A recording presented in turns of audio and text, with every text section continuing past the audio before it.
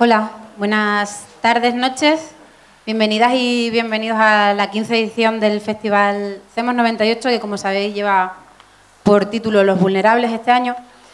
Y lo que vamos a ver a continuación, lo vais a ver vosotros y lo van a ver también en streaming, que lo estamos retransmitiendo en directo, es el Código Fuente Audiovisual de Ecos del Gueto. El Código Fuente Audiovisual es un formato con el que venimos experimentando algunos años, que trata de resignificar las imágenes que nos representan. Intentamos hacer, bueno, con la persona invitada, intentamos hacer una cartografía de aquellos relatos audiovisuales que nos han conformado, que nos han marcado una identidad concreta. Y de un tiempo a esta parte también venimos tematizándolos con la intención de poder abordar de una manera más compleja conceptos que lo son por sí mismos, ¿no? Como han podido ser el procomún o el amor. Y este año en concreto, pues Isidro, que viene en representación de Ecos del Gueto, va a hablar de cierta noción de vulnerabilidad asociada a las músicas que se producen en algunas ciudades periféricas. Isidro López forma parte o ha formado parte de distintos colectivos en Madrid, como el Observatorio Metropolitano o la Dinamo, y actualmente forma parte de Madrilonia y de Ecos del Gueto, como os decía.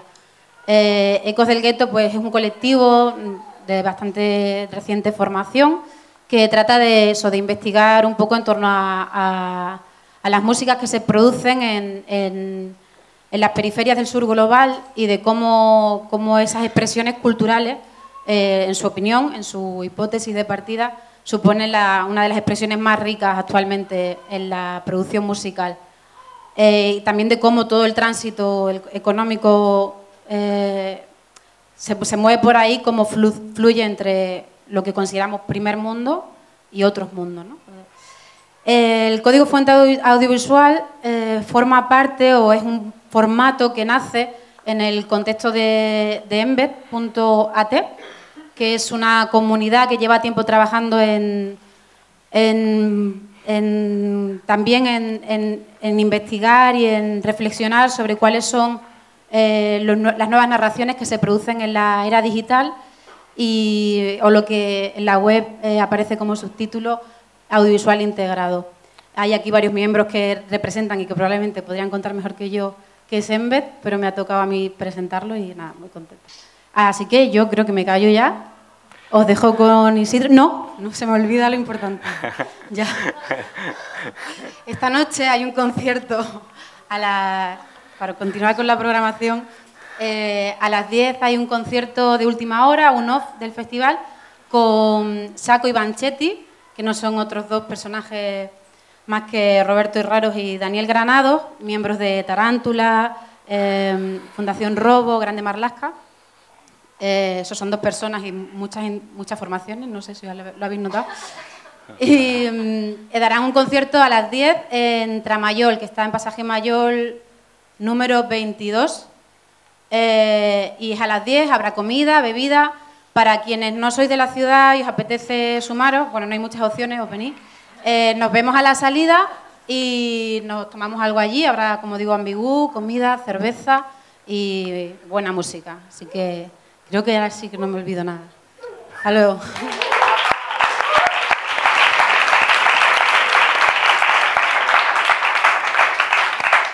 Pues, bueno, yo antes de nada quiero agradecer a CEMOS, que ya sé que esto de agradecer es como muy típico. Quiero agradecer, pero en esta ocasión quiero agradecer de verdad, porque yo, habitualmente me dedico a dar unas charlas súper espesas de economía financiera y de cosas así, y esto la verdad es que es una gozada poder hablar de música, de corrientes culturales, y además relacionado un poco también con lo que es, con lo que yo hago habitualmente, que es estudiar pues la economía política, sociología, cosas así un poco más sesudas.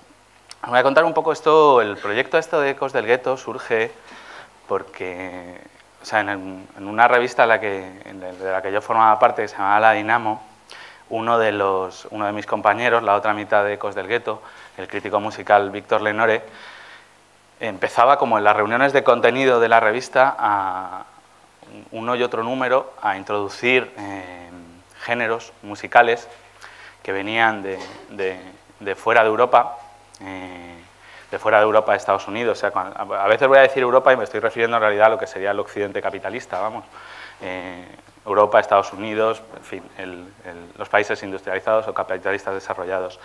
Y yo veía o sea, como que en las reuniones de contenido de la revista ya no se hablaba de lo que eran los géneros musicales, o no se hablaba mayoritariamente de lo que eran los géneros musicales que nosotros considerábamos más o menos normales, pues el punk, el indie, etcétera, etcétera, sino que empezaban a llegar una serie de expresiones que venían de fuera de Europa, que eran muy urbanas, que eran muy novedosas y que tenían como mucha energía, ¿no? Una energía que de entrada sorprendía mucho con un poco la decadencia melancólica de la música blanca de clase media, por abreviar, ¿eh? Y entonces de ahí surgió una hipótesis que es Ecos del Gueto. O sea, de lo que os voy a contar hoy son hipótesis, no son fruto de una investigación muy profunda ni muy desarrollada. De hecho, si luego queda tiempo, estaría bien que hablásemos y, en la medida de lo posible, pues intercambiásemos un poco impresiones, porque esto, ya digo, no es fruto de una investigación muy a fondo, sino de una serie de impresiones generales. Por eso también, o sea, los que sepáis más de música, que yo sé que hay gente que sabe mucho de música aquí, y también de cuestiones como de culturales, estéticas, que también hay gente que sabe mucho aquí, los que veáis inexactitudes, pues me las perdonáis, porque esto es una cosa, en fin, que dentro o sea, que la hemos trabajado, ya digo, como una serie de puntos que pueden ser interesantes. Lo primero que habría que decir, ya entrando en materia, es que o sea, nosotros vimos como una relación entre todos estos géneros que estaban viniendo y una serie de fenómenos como sociales y políticos, demográficos a escala global, que nos parecían muy significativos. En concreto los relacionamos con un libro muy interesante de Mike Davis, del teórico americano Mike Davis, un teórico o sea, realmente muy multidisciplinar, difícil de encasillar, que toca muchos géneros, urbanismo, historia, sociología, y tiene un libro que se llama El planeta de las ciudades miseria, o The Planet of Slums, en el que pone encima de la mesa una tesis muy fuerte, y es que hay un determinado tipo de espacios sociales que se han convertido en los lugares donde habita la mayoría de la población, ¿vale? Y estos son los suburbios, de las ciudades, de las megaciudades del tercer mundo, ¿de acuerdo? O sea, tienen distintos nombres dependiendo de los lugares, favelas, bidonville, ranchito. Hay muchos nombres para lo que sería el slum, el suburbio, como de las afueras de megápolis gigantescas del tercer mundo, de 15, 20 millones de habitantes. Pues podemos hablar pues desde Sao Paulo, Río de Janeiro, Manila, México DF, Buenos Aires. En África hay muchísimas, Kinshasa, Luanda, que habéis visto en el documental del Kuduro. De alguna manera, o sea, todas estas ciudades se forman por un proceso, que realmente en términos de la teoría social es bien conocido, que es lo que los marxistas llaman la acumulación primitiva. A algunos os sonará, a los que no, pues es el proceso de separación de los productores de sus medios de producción. Esto quiere decir que, sobre todo en el campo, es la privatización de la tierra, la expulsión de los campesinos hacia las ciudades, ¿de acuerdo? En los contextos, nosotros solemos conocer la historia, la variante europea de esta historia, la expulsión de los campesinos ingleses, los cercamientos de sus tierras y su migración hacia lo que serían los centros industriales, en un momento en el que el capitalismo era ascendente y era capaz de absorber toda esa población excedente y de convertirla en lo que luego sería la clase obrera, de momento en proletarios, en empleados en la industria. En el caso de los contextos de las megápolis del sur global, hay varias diferencias y es una historia que se nos ha contado menos. Se nos ha contado menos porque está muy vinculada con otra historia que es la de la colonización y la poscolonización, con lo cual están muy mezclados la conquista, el sometimiento por parte de Europa y Estados Unidos, los Estados Unidos blancos al resto del mundo, se mezcla con esta otra historia cultural de la migración del campo a la ciudad y de la migración a los polos industriales del norte desde el sur. En todo caso, sí que hay una característica que lo diferencia del caso del caso europeo, de la historia canónica europea, y es que en las ciudades, tanto de África, o las grandes urbes, tanto de África como de América Latina, hay también una parte de esta historia que es asiática, pero yo me la voy a saltar porque al referirme a música, yo las expresiones que más conozco y las que creo que son más interesantes en este momento son las de África y América Latina. Pues bien, cuando se llegan a estas ciudades no hay un capitalismo ascendente que los convierta en clase obrera, sino que se convierten en una especie de proletariado informal urbano, de subproletariado. No sé, la teoría marxista le fallan ahí, que es la que ha solido como pintar un poco las pinceladas conceptuales de esto, le fallan a veces las palabras para referirse a esta nueva capa social, ¿no? Que en este momento es digamos, el tipo social dominante en el mundo. Esa es la tesis de Mike Davis.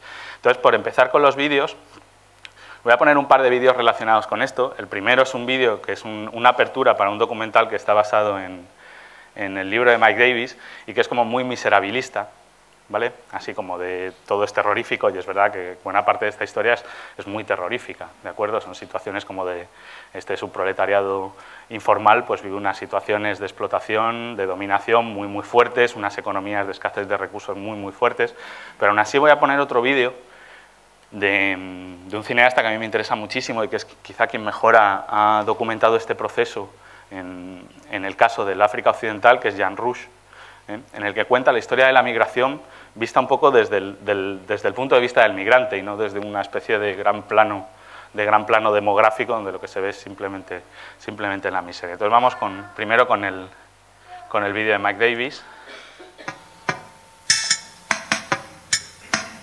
This is one of the profound facts of our time. It's simply the conditions and forces that expel people or push them out of the countryside are more powerful than the forces that draw people into the city.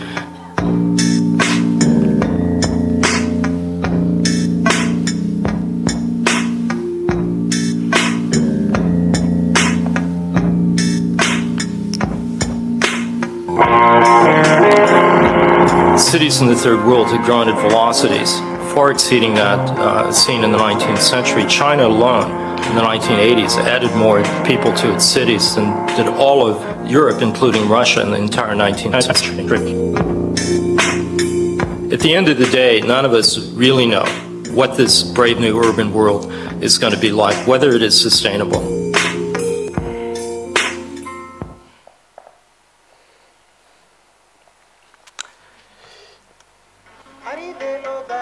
Y esta es la visión de Jan Roos. Adam, nous allons te raconter une histoire. Quelle histoire? C'est notre voyage de Kourmi, Ghana, que l'on appelait dans le temps Gold Coast, la côte de l'or. Là où les gens vont chercher de l'argent, des habits et toute la richesse. Mais il y a des fumées là, ici, là, qui sortent. Les fumées là, ça me fait peur. Hop, j'ai couru, tu vois? Je sais pas quelle fumée ça. Arrête-toi! Ah, tiens, Sadou, tu es là-dedans? Prends-moi. Je m'en vais à Accra. Du Niger. Vraiment, je suis beau, je suis plus beau que les gens de ce pays. Nom de Dieu, nom de Dieu, nom de Dieu. Regardez comment on me regarde. Non, il faut tenir mon chapeau pour que le vent ne l'enlève pas. Non, il faut leur montrer ma coiffure du Niger, ma belle chevelure du Niger. C'est un de nos amis, Douma Besso. Il est resté 8 heures au fond du trou, à 1 kilomètre sous terre. Sa tête ressemble exactement à la tête d'un hippopotame. Pas d'histoire. Voici la mer dont on a entendu parler il y a longtemps. On s'offre, on va aller chercher de l'eau. Tu connais? Issa non, Issa bay. C'est la mer, ça? Kande, donne-moi ça. Donne-moi ça, tu n'es pas courageux. Attends.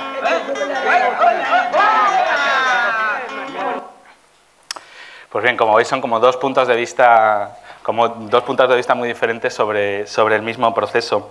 Siempre las migraciones siempre han tenido este punto. O sea, por ejemplo, dentro de la propia historia europea de la acumulación primitiva, es evidente que todo parte del drama de la expulsión, del drama de la proletarización, pero también tiene como la huida hacia relaciones sociales que en muchos casos han sido menos opresivas y han sido como vistas de una manera jovial. Siempre tiene esa dualidad, siempre tiene como esos dos puntos de vista.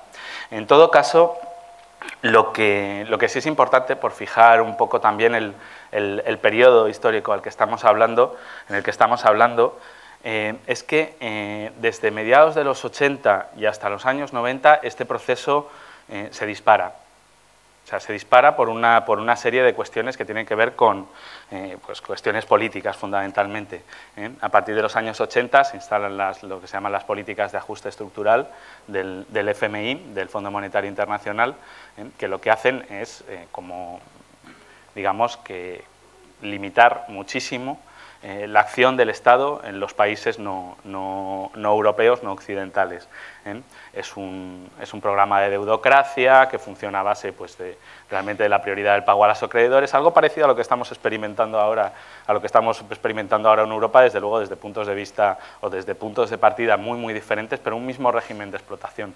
Digamos que esa acumulación primitiva marxista se convierte en lo que el geógrafo David Harvey llama acumulación por desposesión, que es algo parecido, pero que funciona por medios más bien financieros, es decir, con toda una tecnología financiera, de extracción de deuda, etcétera, etcétera, y que en este caso, ya digo, se manifiesta como una limitación muy fuerte de las posibilidades del Estado de intervenir políticamente en sus países y evidentemente en sus ciudades dentro de lo que serían estos espacios sociales. Esto tiene unas connotaciones políticas fuertes. Por un lado, esto supone que hay una tesis de un teórico postcolonial muy interesante y del colonialismo muy interesante, que es Frantz Fanon, que llegado un momento de la lucha contra el colonialismo, dice, realmente la lucha aquí no es exactamente la lucha colonial, no es la lucha contra la potencia opresora, esa es una fase de la lucha que estamos llevando, pero la lucha es la verdadera lucha de liberación, es la que tienen que llevar a cabo lo que él llama las masas campesinas, que en realidad aquí son como el proletariado informal ya emigrado a las ciudades, contra las élites de sus propios países que mantienen una relación preferencial con los estados occidentales mucho más, de hecho reforzada después de la colonización, y con lo que quedan de lo que serían las clases obreras, clases medias, unos reductos muy pequeños en esos países que están aliadas funcionalmente con esas élites. Esa lucha política, ese conflicto de clase, es el que atraviesa todo este periodo histórico. ¿De acuerdo? Y por lo que respecta a estos espacios, a estas periferias urbanas, las pone en una situación muy peculiar.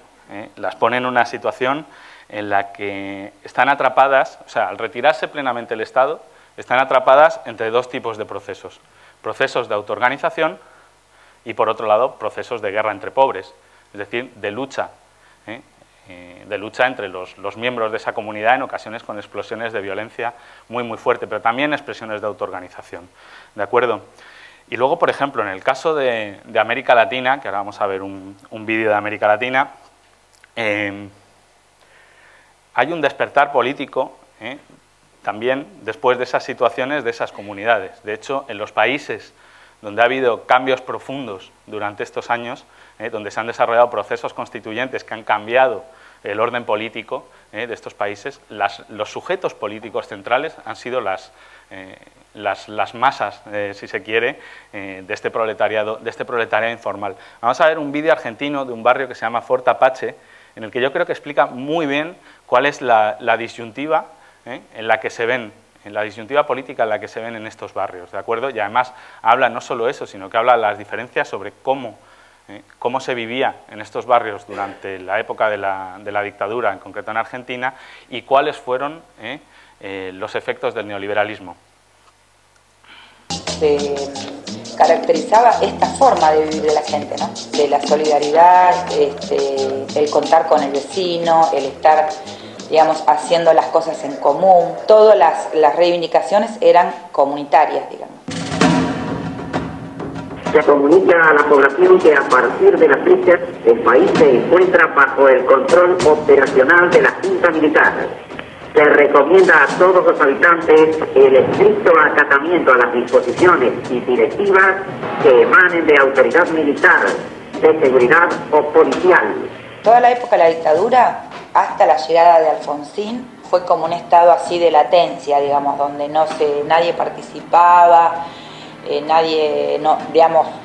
cada uno hacía su vida, ¿no? La represión fue terrible porque, bueno, en cada escalera había 2 o 3 soldados. Estaban todas las mañanas, vos te amanecías con los soldados abajo, los perros, los caballos. O sea, hacían operativos, cerraban todo el barrio y ahí revisaban las casas. Pero no sabíamos bien el tema esto de los desaparecidos. No sabíamos, creíamos que los llevaban presos. Bueno, la destrucción fue total, digamos, del barrio, porque a partir de ahí ya no se construyó más, ya no se repuso más todo lo que se fue rompiendo.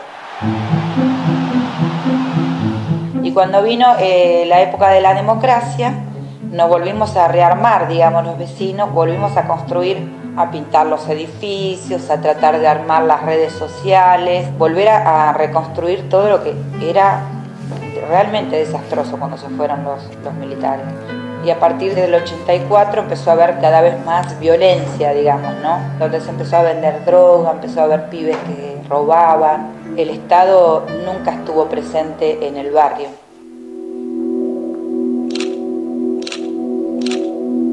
¿Cuál fue todo, digamos, el meollo del problema de lo que generó tanta delincuencia en nuestro barrio? Tal vez sea por la superpoblación, de controlar 50.000 personas dentro de un barrio con una sola comisaría.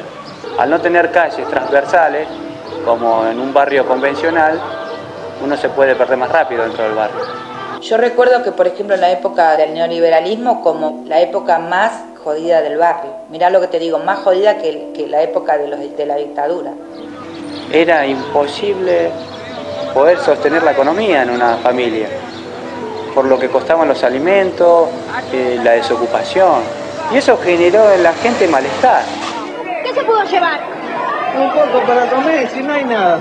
Yo hace 3 años estoy sin trabajo. Esto es profeso, toda esa eliminación de pibes, ¿no? Donde murió, ya te digo, toda una generación de jóvenes. Los que no morían por el gatillo fácil, morían por enfrentamiento entre ellos, con armas que les alquilaban la policía. Sí, era un promedio de una muerte por día, 2 muertes por día, y verlos tirados a los jóvenes en enfrentamiento con la policía. Realmente fue muy triste ver eso. Y ahora, como la cosa va también de ver un poco la relación con las expresiones culturales, en concreto con la música, voy a poner un vídeo antes de entrar con lo que sería la explicación sobre la música, adelantándome un poco, os voy a poner un vídeo realmente de un grupo que sale de uno de estos barrios, de Damas Gratis, para que veáis un poco, para establecer un poco la relación, aunque sea de una manera intuitiva. Más una canción que se llama Los Dueños del Pabellón, que es un clásico total suyo, y que habla de una cuestión, que por ejemplo en el pop europeo no habla absolutamente nadie, y es la cárcel, es un motín carcelario. De alguna manera esto lo que implica, o la relación que mantiene con el vídeo que acabamos de ver, es una relación de expresión, directa entre la realidad que se vive en el barrio y la realidad de lo que se canta.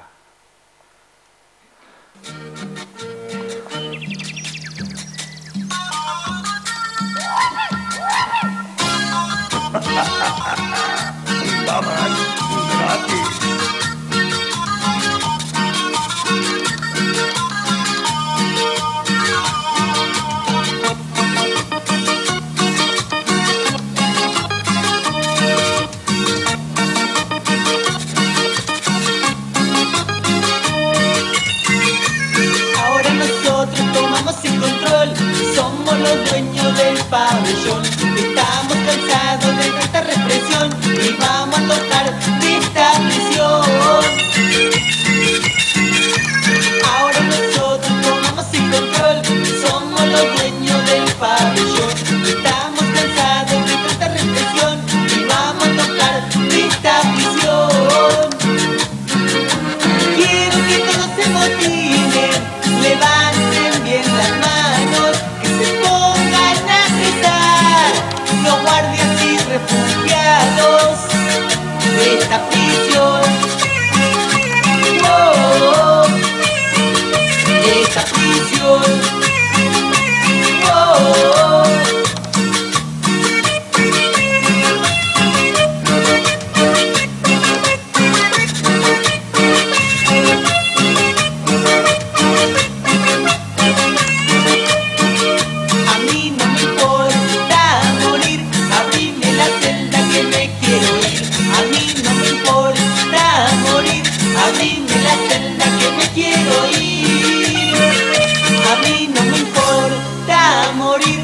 abrime la celda que me quiero ir. A mí no me importa morir, abrime la celda que me quiero ir.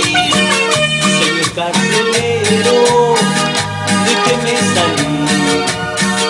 Señor carcelero, déjeme salir.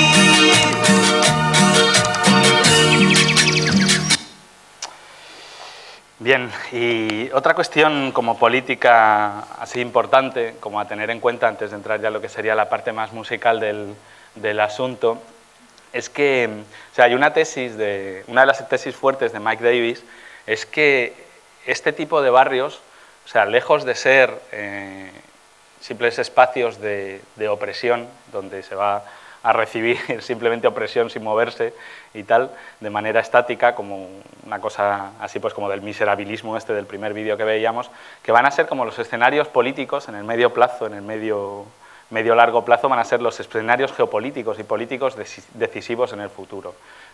Y aquí hay un argumento que remite también a los fracasos del colonialismo, y es digamos que este tejido social y urbano de la densidad que tienen estos barrios es impenetrable para las fuerzas de conquista, ¿de acuerdo?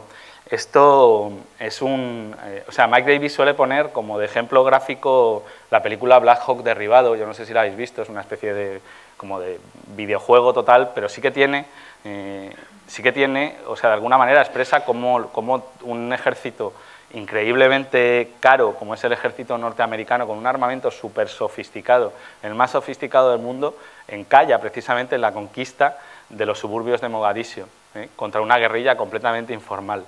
Yo, para ilustrar esto, he elegido un trozo de la batalla de Argel, que es como la película realmente del colonialismo, ¿no? Es como el canon.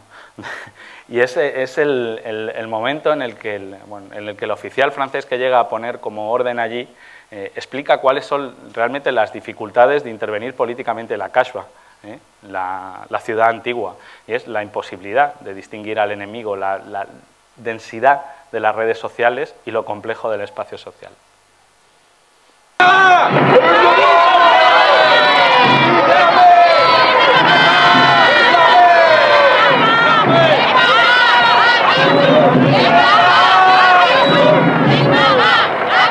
Monsieur Jean Sarraut, inspecteur général en mission extraordinaire, a présidé une réunion qui avait pour objet l'organisation à Alger de la lutte contre l'activité rebelle. D'importantes décisions ont été prises pour assurer le maintien de l'ordre, ainsi que la protection des personnes et des biens. Il a été décidé que le général Cavell, commandant la 10e division parachutiste, assumera à Alger la responsabilité de l'ordre. Il disposera à cet effet des moyens civils et militaires et des pouvoirs spéciaux énumérés par le décret publié au journal officiel.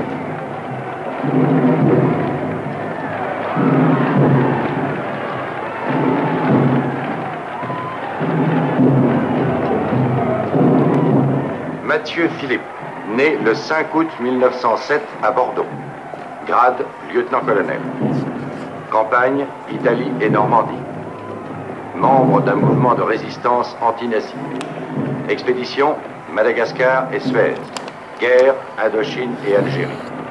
En définitive, nous sommes arrivés à la moyenne de 4,2 attentats par jour. Oui, il faut distinguer les attaques individuelles et les attentats à la bombe.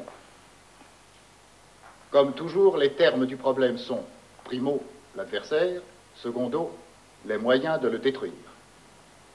Il y a près de 400 000 Arabes à Alger. Sont-ils tous nos ennemis? Nous savons bien que non. Nous disons qu'il y a une minorité qui s'impose par la terreur et la violence. Nous devons agir sur cette minorité dans le but de l'isoler et de la détruire. L'ennemi est rusé et dangereux.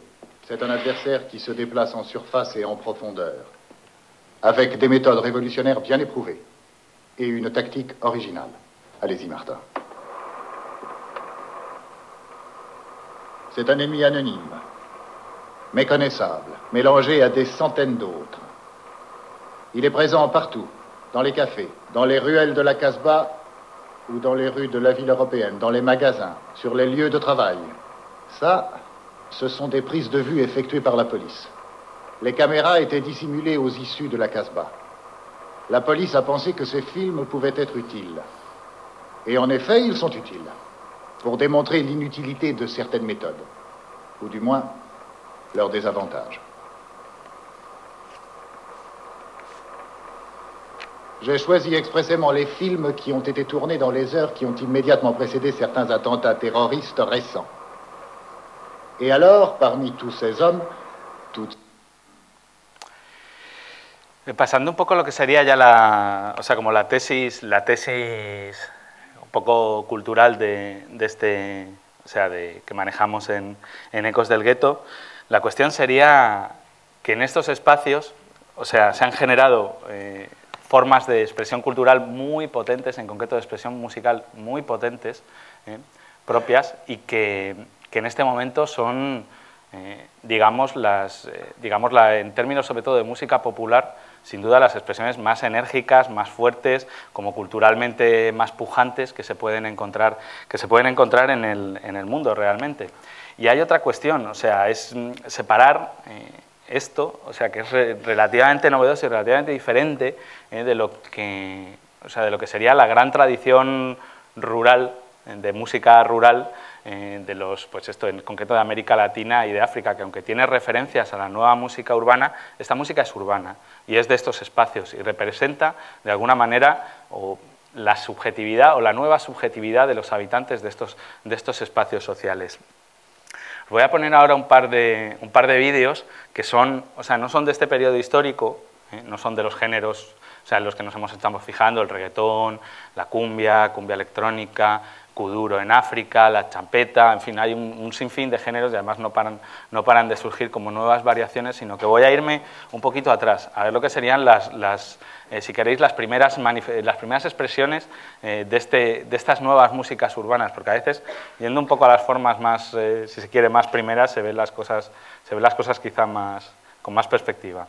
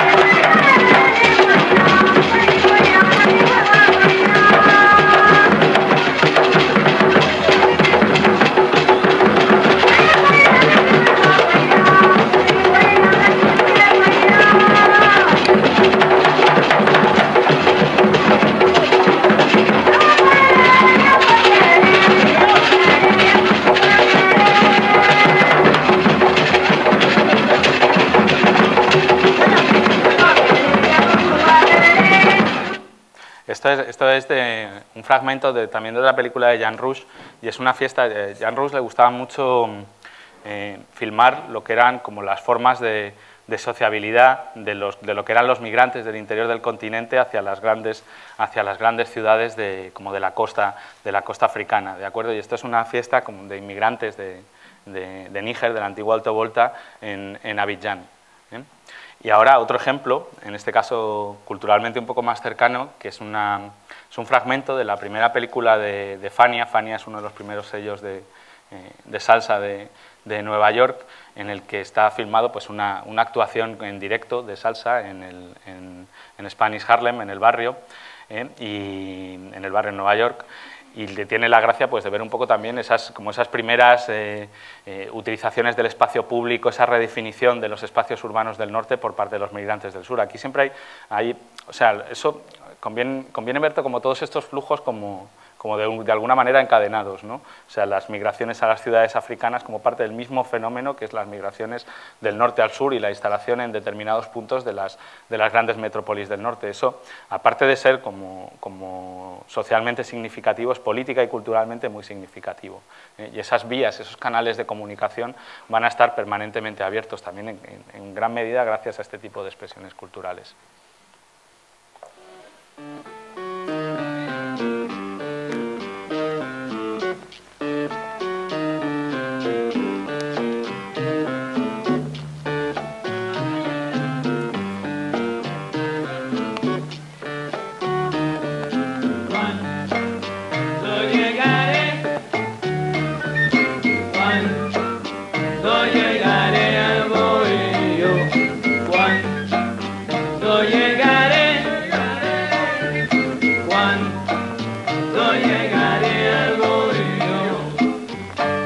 Pacheco, yo estoy cansado,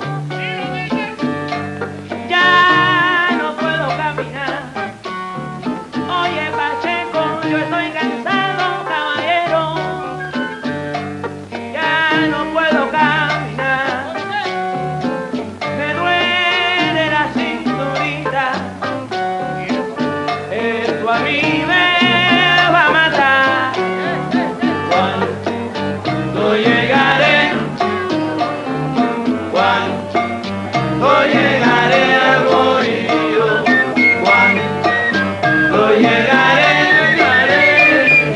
cuando llegaré al bohío, cuando yo llegue al bohío,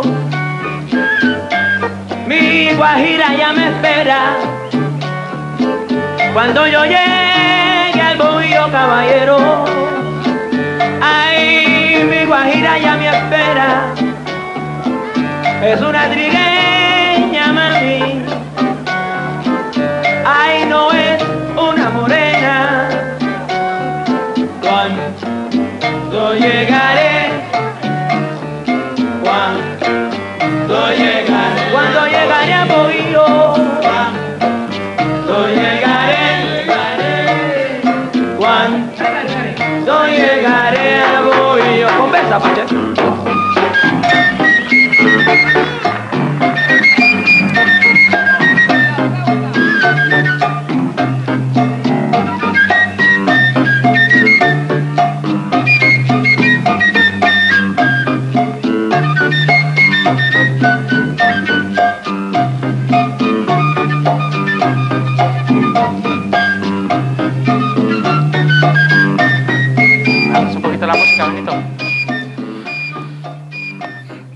La cuestión es que, o sea, según se va acabando, sigo contando. Aquí hay un, si se quiere, hay un, o sea, en todo esto hay una especie de contradicción que conviene explicar y que realmente se resuelve de una manera tecnológica, ¿no? O sea, cómo en espacios que en muchos casos son de pobreza, de deprivación, de explotación fuerte, cómo es posible que de repente haya como una explosión de creación cultural. Sobre todo, no tanto en estas expresiones primeras que son, o sea, que tienen un cariz diferente, pero sí en los nuevos géneros, en los que vienen inmediatamente después de este tipo de expresión cultural. Y la cuestión es que realmente aquí lo que ha sucedido es una generalización como muy fuerte de técnicas tanto de producción como de distribución nuevas, ¿de acuerdo? Y que hacen pues, un uso, por ejemplo, muy intensivo de las tecnologías de copia, de sampleado, de remezcla, o sea, realmente con la extensión un poco de tecnologías informáticas muy básicas, o sea, se ha podido producir, sobre todo eso en los géneros de corte más electrónico, se ha podido producir una cantidad gigantesca de música. Y en esto, y aquí otra vez, o sea, y aquí esto es importante, se va a repetir varias veces un poco la importancia de la herencia jamaicana. Jamaica es una isla muy pequeña, pero que tiene una repercusión en la música contemporánea absolutamente desmedida, o sea, absolutamente gigantesca. Y allí lo que se hacía, o sea, realmente lo que se hacía también, incluso mucho antes de tener a su disposición las tecnologías más, digamos, más como más nuevas, más de mejor uso, lo que siempre se hizo es reutilizar y reciclar música hasta la saciedad.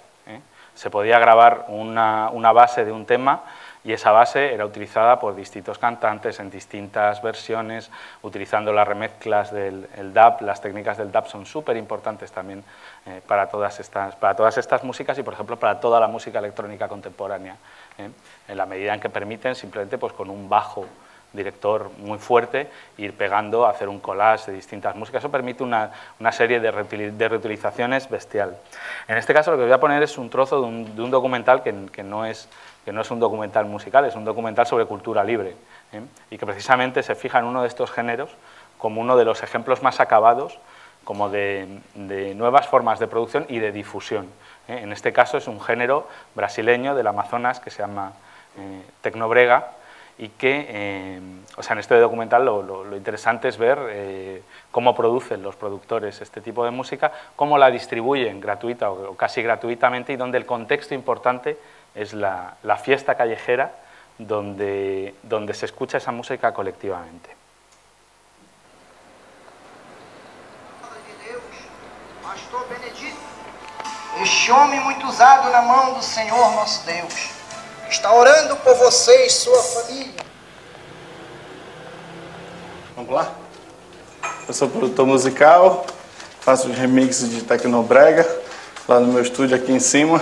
A minha esposa, a minha mãe, Catarina, aqui o meu pai, onde está trabalhando aqui, ó, fazendo uma prateleira para mim lá para cima pro meu estúdio. DJ Beto Metralha, Cyber DJ. Primeiro a gente vai ouvir a música, né? Ouvimos a música na rádio, aí depois entramos na internet, baixamos ela em algum site de transferência de dados, né? Aí trazemos ela para o computador e ouvimos ela para ver se tem condição de fazer o remix, né? Tecnobrega, na verdade, é uma vertente do Brega Calypso, né? Nossa, aqui de Belém do Pará.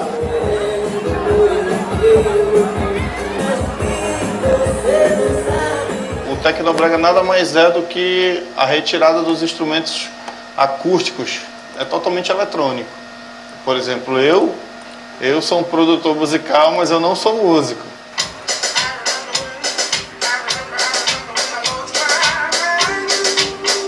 Não dá pra gente utilizar esse próprio baixo dela, porque é um outro baixo. É um baixo de um estilo da música. O nosso é tum, tum, tum, tum, tum, tá entendendo? É outro baixo, então tem que ser criado com as mesmas notas.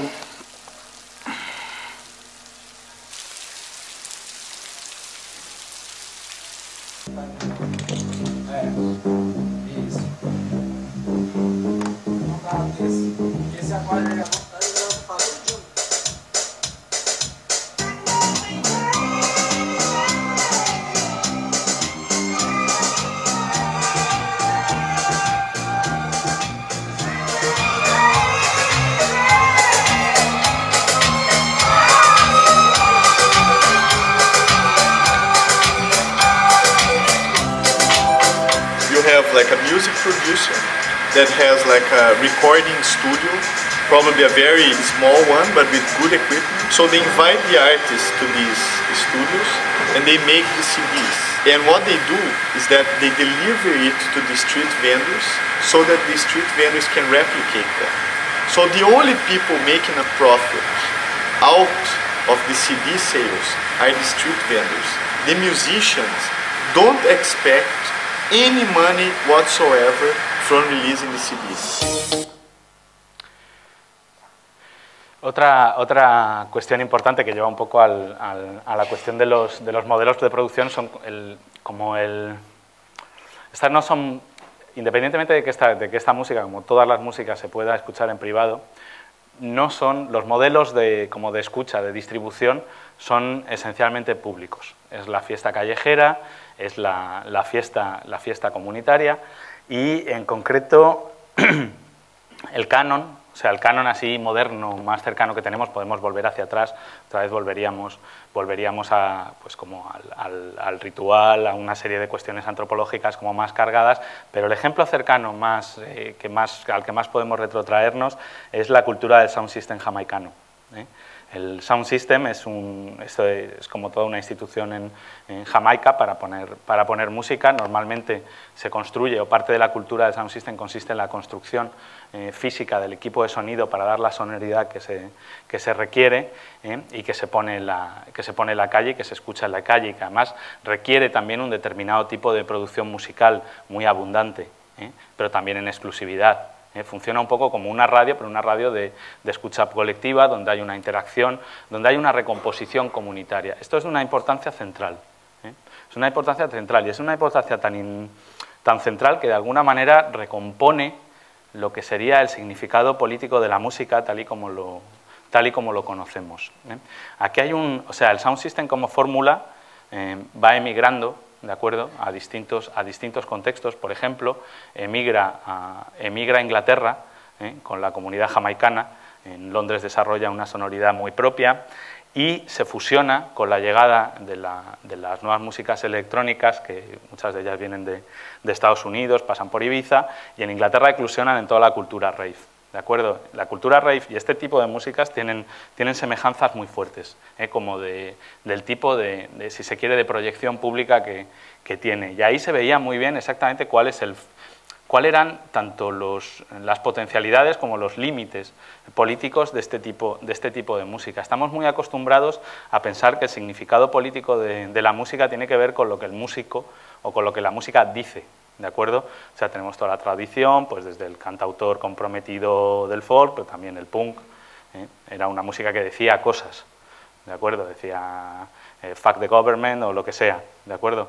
Y con este tipo de expresiones musicales cambia el sentido, si se quiere, político, o la base de lo que puede ser una nueva música política.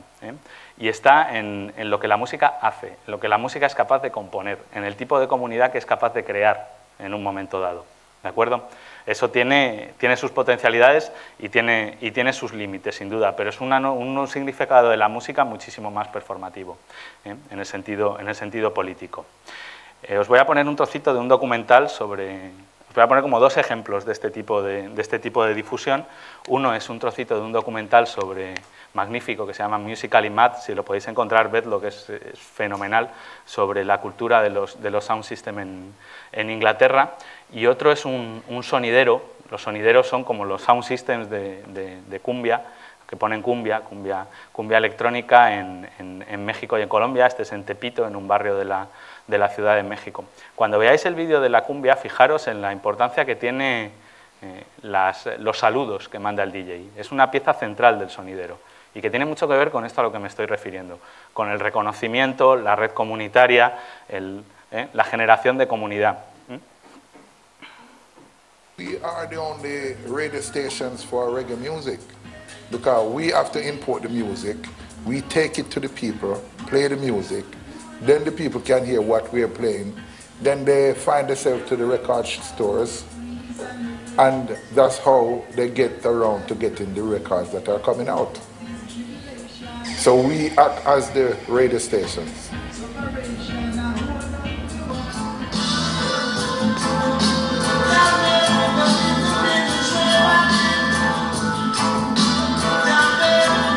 It's all becoming more and more corporate and more controlled, and it can be quite difficult to get the chance to put a sound system in a club. The club owner will say, well, we've already got a really expensive rig, why do you want to bring yours in and stuff?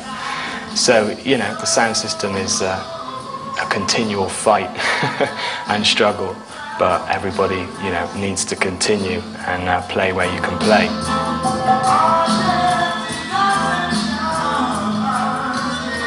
The energy that's generated in that space when a sound system plays is still very much based on having exclusive music to offer the crowd. You have to have things that they're familiar with and are to some extent commercial. You know, what we call warm-up music. But after a while, the people want to hear something different.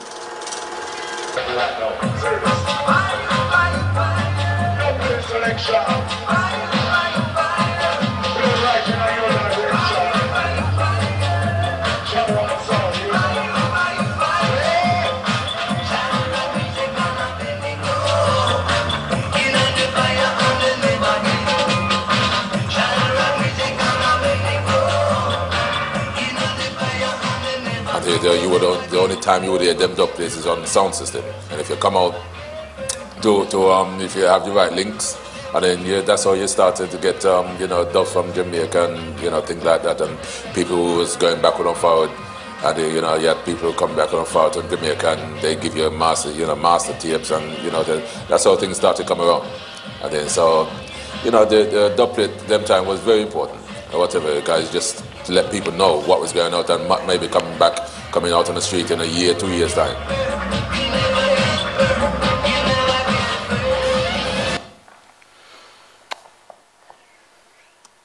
Varios músicos como Seco Fuentes de Sonidero Nacional, El Secreto de Durango, Gaby, Blaquista Corista, Yana Holtzman, esposa de mi ahijado Wilson, y la familia Posada Ramírez presenta este disco de su hijo, al igual que mi ahijado de Ramón Rojo La Changa, y sacados Beto Mari para Nancy y toda la familia Barriga Posada.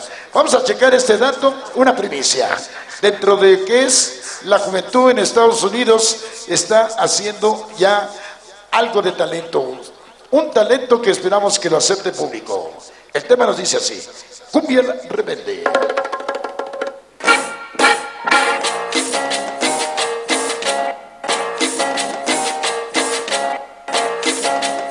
Rebelde del barrio.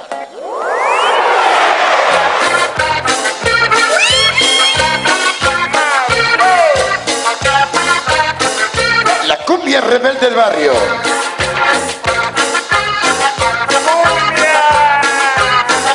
Una primicia directamente desde Oakland, California.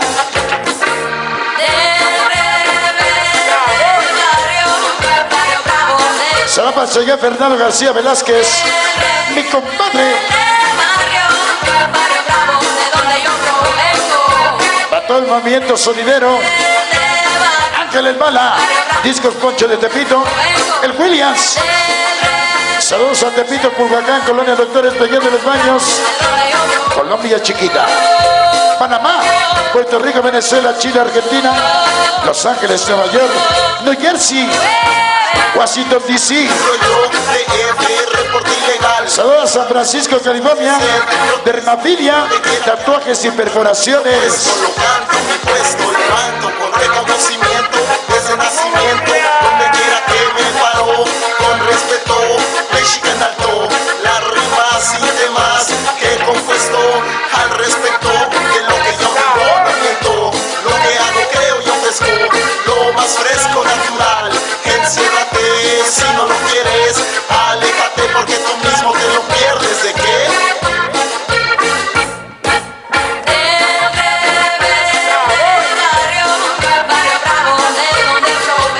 Cumbia del rebelde del barrio.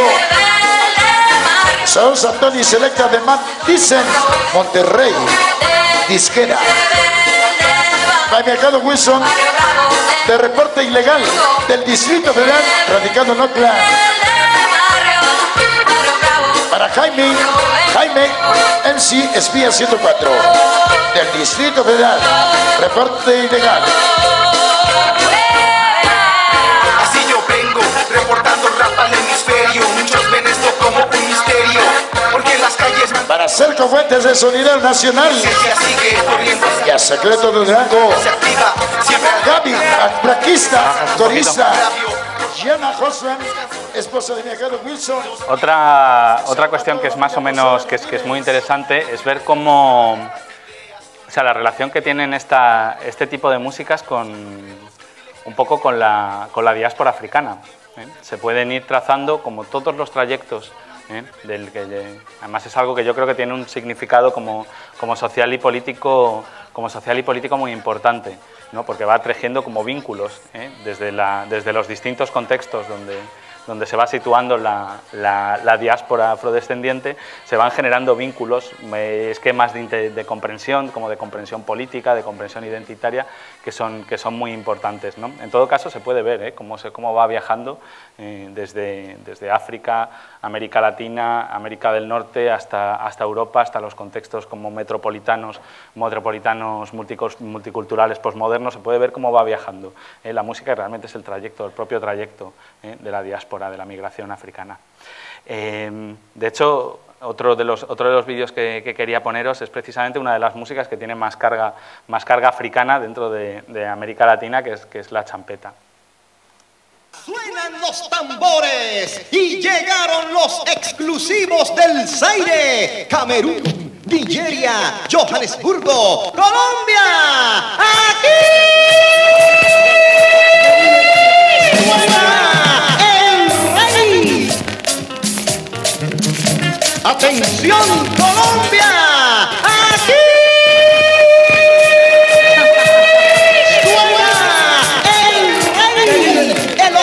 De los bailadores, el rey grande. Elisaura.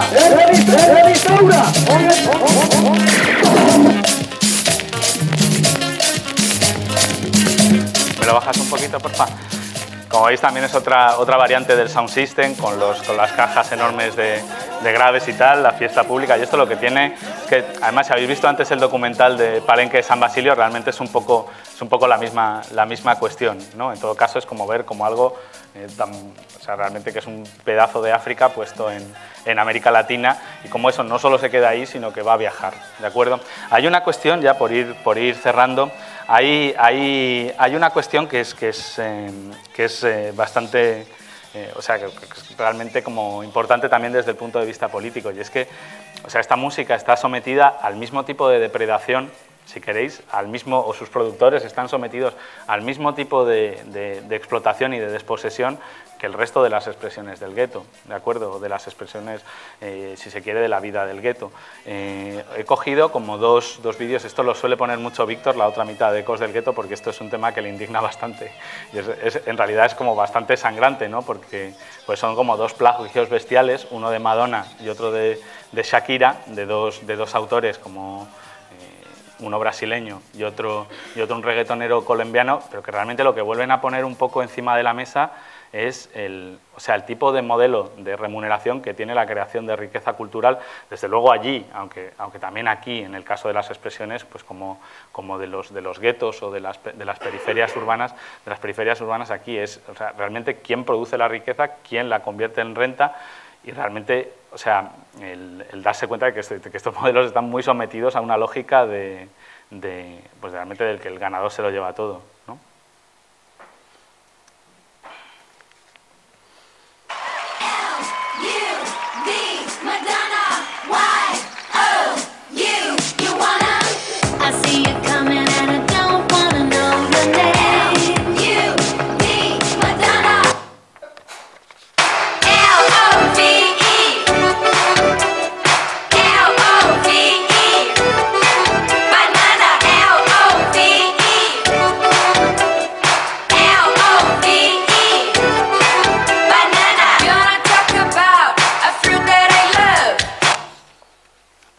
Y este otro, que esta canción seguro que suena. Rabiosa. Oye mami, vuélvete loca, arúñame la espalda y pónteme rabiosa. Oye mami, vuélvete loca, arúñame la espalda y muérdeme la boca.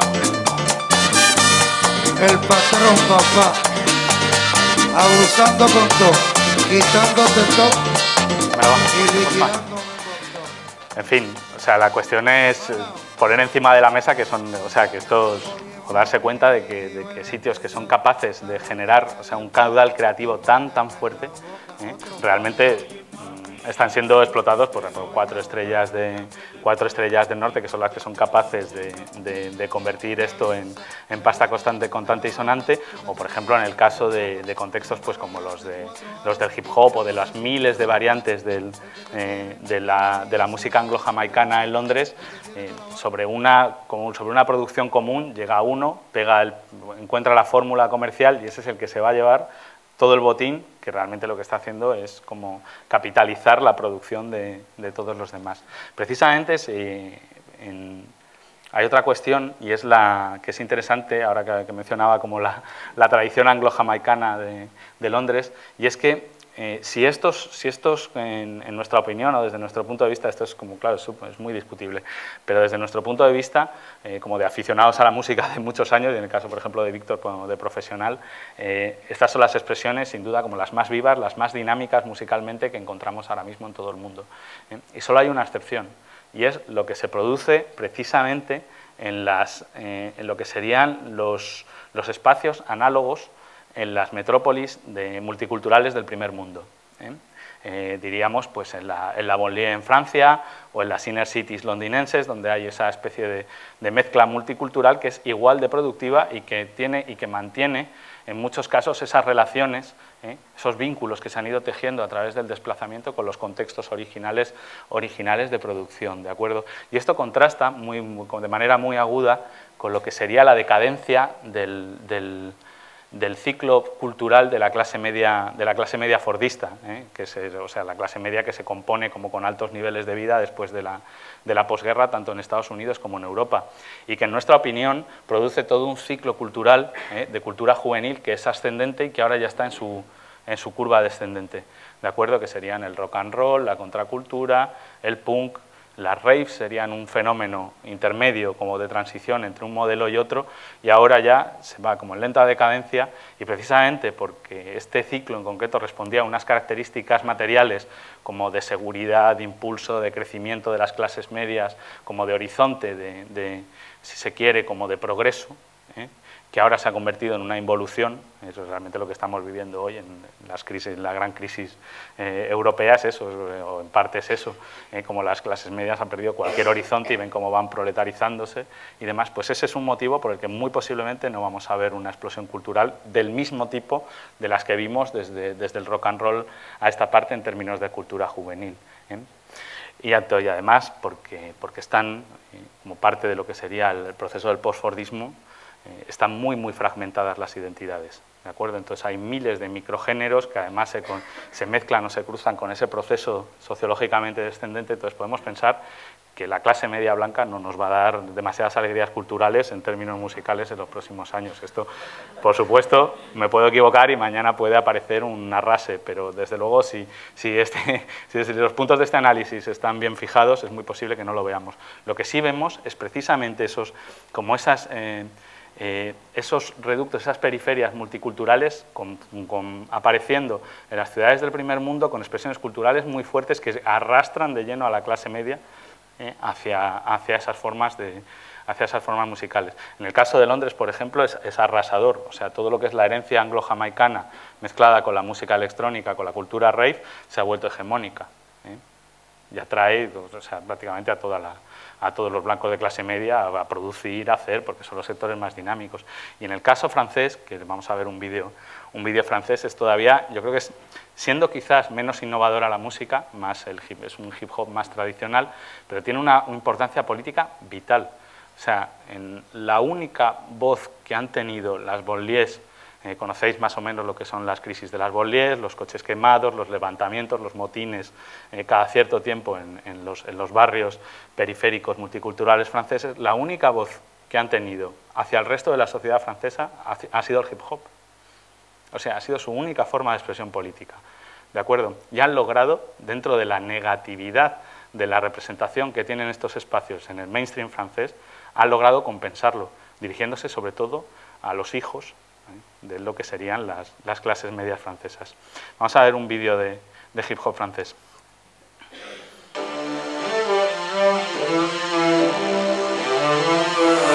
car tout porte à croire que les Tchécars ont toute la France contre eux et bien avant que ça reparte. Et on a noyé dans des litres d'essence le souvenir borgne de l'innocence, en équilibre sur un fil de feu, comme une corde à pendre au cou des fourgons bleus. C'est ni le pied ni la gloire qu'on tout crame, c'est même pas une réponse à la hauteur du tram, mais c'est comme ça, c'est tout ce qui reste quand le quartier fait même peur à la peste. Ma vie, mon cœur ne flanche pas, mon père, ma mère ne pleurez pas. Si on se jette dehors avec le diable au corps, c'est qu'on refuse de vivre sans honorer nos morts. Porte à croire que les Tchécars ont toute la France contre eux et bien avant que ça reparte en queue. Qui ça étonne encore, qui veut nous foutre dehors, car tout porte à croire que les Tchécars ont toute la France contre eux et bien avant que ça reparte en queue. Qui ça étonne encore, qui veut nous foutre dehors. On n'a pas rendu l'âme, ni les armes, regarde-moi bien, je suis la preuve que les frères sont craints. Voilà ce qu'on craint de nos mains, ce que l'on sait faire de mieux, depuis que l'homme a découvert le feu. L'avenir ne me dit rien et c'est réciproque, et les cons des pistes dans leur froc. Sais-tu ce que m'évoque la fuite en vrac? Les nerfs au contact des flammes comme des cailloux de crack. Repliés sur nous-mêmes, quitte à trouver seuls des solutions à nos problèmes. Qu'attendons-nous du système, à part ces euros? De loin la pire des gueux de rond. Car tout porte à croire que les Tchécars ont toute la France contre eux et bien avant que ça reparte en queue. Qui ça étonne encore, qui veut nous foutre dehors, car tout porte à croire que les Tchécars. Aquí están prácticamente todos los elementos que han hecho como del hip hop francés una forma de expresión. O sea, todos estos géneros funcionan tan bien y son tan, o sea, realmente tienen tanta energía en la medida que comunican, que son capaces de expresar la realidad como de estos espacios. Yo no soy muy partidario de la teoría de la válvula de escape, es decir, que esto supone una especie de liberación a las tensiones cotidianas. Esto lo decían mucho los sociólogos funcionalistas y yo creo que no es exactamente correcto, no es que sea una válvula de escape, es un mecanismo de expresión. Y aquí, o sea, por ejemplo, en el caso del hip hop francés se ve muy bien que realmente lo que está haciendo es dar voz pues, a la realidad de estos barrios. Han introducido algunas nociones, por ejemplo, en el discurso. O sea, por ejemplo, una que se utiliza mucho es la de reclamarse, o sea, enfrentarse a la amenaza de expulsión. A la amenaza de expulsión desde la segunda generación de migrantes que tiene una relación con el suelo, con la patria, entre comillas, que es muy diferente de la del emigrante de primera generación. Entonces, muchísimas canciones de hip hop francés, por ejemplo esta, lo toca como de manera central, es ¿a quién quieres echar?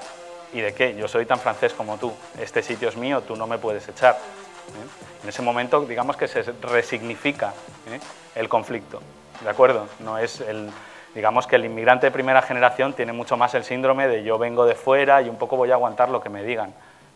Y este tipo de expresiones ya pertenece a otro marco político, muchísimo más potente, aunque también con eso, pues con formas que muchas veces, desde luego, desde el punto de vista de lo que sería la izquierda clásica, pues son muy incomprensibles. No quería acabar sin tocar un tema que sobre todo en algunos géneros es importante, y es la cuestión de las representaciones de género. Es algo que yo creo, yo admito que me supera el análisis de esto en este tipo de marcos, pero creo que me supera a mí, porque creo que está poco analizado en general. O sea, es evidente que en muchos de estos géneros, no en todos, porque yo aquí estoy haciendo también un poco un barrido bestial, estoy hablando de cumbia, reggaetón, kuduro, todo metido en el mismo saco, o sea que la cosa se puede ir viendo contexto por contexto y viendo cómo hay diferencias, pero sí que hay algunos géneros, en concreto los más herederos un poco de la iconografía hip hop más sexual, que las representaciones son, o sea, lo que nosotros entendemos por sexista. La cuestión es qué entendemos nosotros por sexista también, o sea que eso quizás es una pregunta que haya que hacerse. En todo caso, yo no la puedo responder a pies juntillas, pero sí que puedo como introducir dos elementos como aficionado a la música o como de haber estado siguiendo este tipo de música que sí veo. Uno, que la representación femenina, tanto como artistas como en las fiestas, es más alta que la que hay aquí en nuestros propios, digamos, géneros autóctonos. Yo sé esto que la comparación y tú más no acaba de ser satisfactoria en absoluto, pero hay que marcarlo. Hay géneros como, por ejemplo, lo que aquí llamamos favela funk, que se llama baile funk en Brasil, donde la voz el tipo de voz mayoritario es una voz de mujer, y además una voz de mujer muy macarra. O sea, no es un rollo de chica sexy sin más, no, es una macarra pandillera que anda por las calles. Ese es el tipo de voz más o menos normal. Y luego hay otra cuestión, y es que muchos de estos géneros lo que son es, tienen un grado de, tanto en el baile como en la música, como de ser sexualmente explícitos, que, o sea, para las tradiciones occidentales es completamente desorbitado. ¿En qué medida eso vehicula el sexismo o no? Eso es algo que yo creo que está por analizar. Yo personalmente no me veo capaz. Pero vamos, que también hay reggaetoneras. Os voy a poner un vídeo de una reggaetonera. Su discurso no acaba de ser tampoco del todo satisfactorio, es como de, ya que este es un chulo desgraciado, pues tú engáñale con todo el mundo. Entonces, yo os lo pongo porque además la canción es muy buena. Bueno, el colmo es que cuando estás con ellos son machos incapaces de llorar, pero cuando los mandas al diablo se vuelven damiselas lloronas. Que lloren, más de la diva. Sentimiento. Para mujeres, me dijeron que los hombres no deben llorar y que de amor no se mueren, y eso no es verdad. Todos caen por amor, caen por una caricia, caerán por la pasión o caen por la codicia. Así es la vida, siempre se ama lo que no se olvida. Se busca la mujer prohibida o se busca una querida de envidia. Así es la vida, cuando le toca a la mujer llorar para luego perder, o amar a un hombre que es infiel y ver que del amor nadie te salvará, que por amor somos capaces de matar, y que el amor a veces es ignorante. Ahora que lloren, que les toca su parte, que lloren, lo que yo quiero es que lloren, que admitan de sus errores, para que a su una los perdone y lloren. No es machismo, no lo es justo realismo. Señores, los hombres no lloran.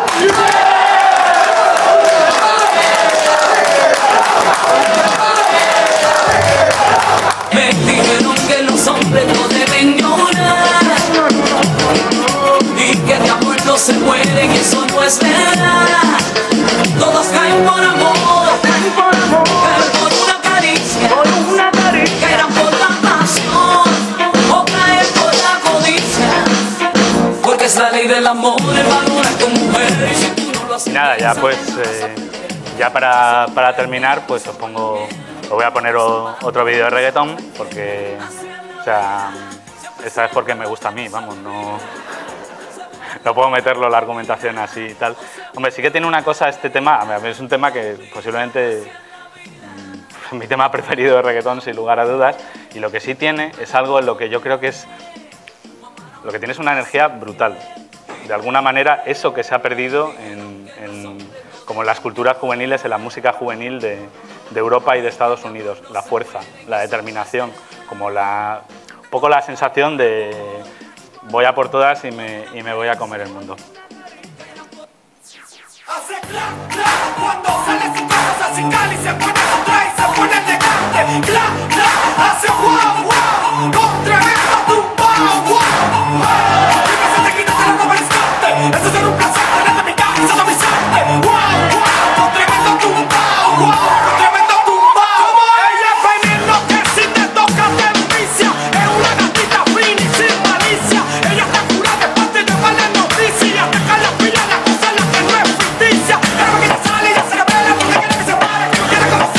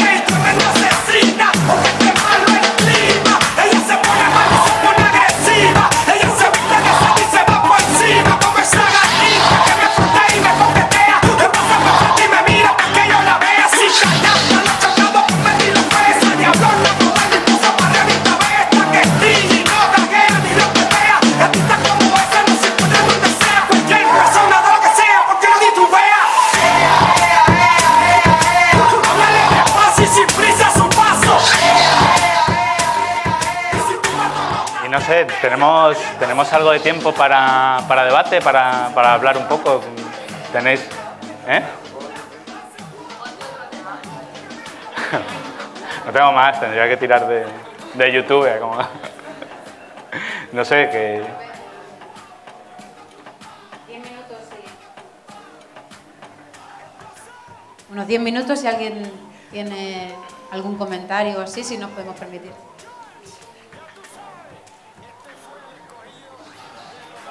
Siempre.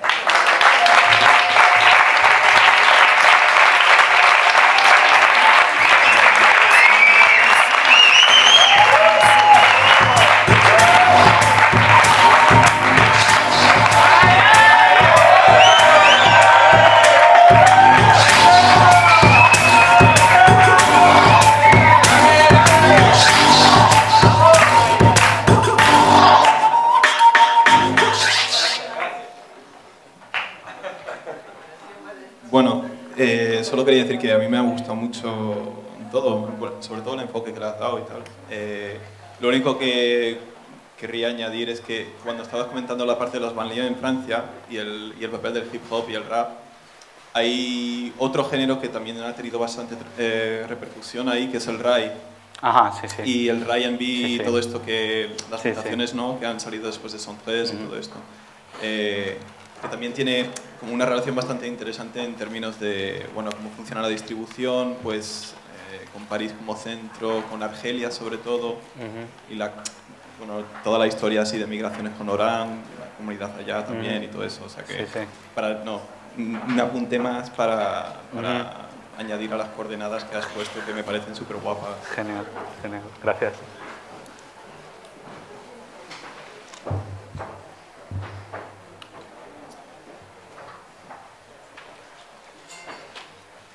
¿No tenéis...?